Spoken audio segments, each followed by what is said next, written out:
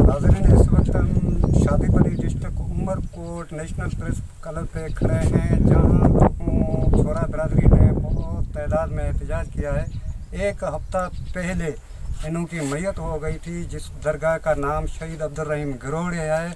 वहाँ पे उन फ़कीरों ने और शाहों ने 25,000 रुपये की मांग की और मैयत दफन करने नहीं दी गई, और उसकी वजह से इन लोगों ने एहतजाज किया है। आए इन लोगों से पूछते हैं तो ये क्या कहते हैं।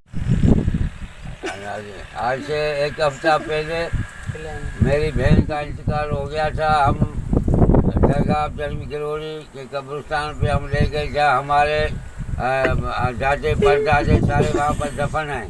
तो वहाँ के जो गाजी नशीन है आसिफ शाह और उनके जो है वह मुलाजिम, उन्होंने दफन करने नहीं दिया और पैसों की मांग की। वो 20 से 25,000 से जो हम गरीबों का पास नहीं थे।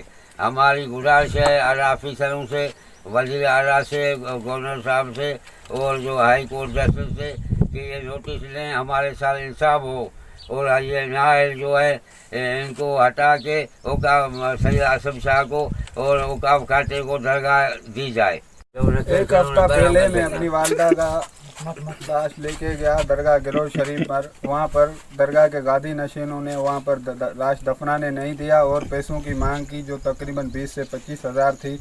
एक हफ्ता हो गया है हम धरने पे धरना दे रहे हैं और किसी भी आला अफसर ने हमारा नोटिस नहीं लिया। हम अपील करते हैं चीफ जस्टिस ऑफ पाकिस्तान और वज़ीर आज़म पाकिस्तान, वज़ीर आला सिंध को, ताकि हमारा ये नोटिस लें और दरगाह गिरोड़ शरीफ औकाफ खाते में दें। खाते में दो, जुल्म बंद करो, जुल्म बंद करो, जुल्म बंद करो, गरीबन इंसाफ करो, गरीबन इंसाफ करो, गरीबन इंसाफ करो, दरगाह गिरोड़ शरीफ औकाफ खाते में दो, दरगाह गिरोड़ शरीफ औकाफ खाते में दो, दरगाह गिरोड़ शरीफ औकाफ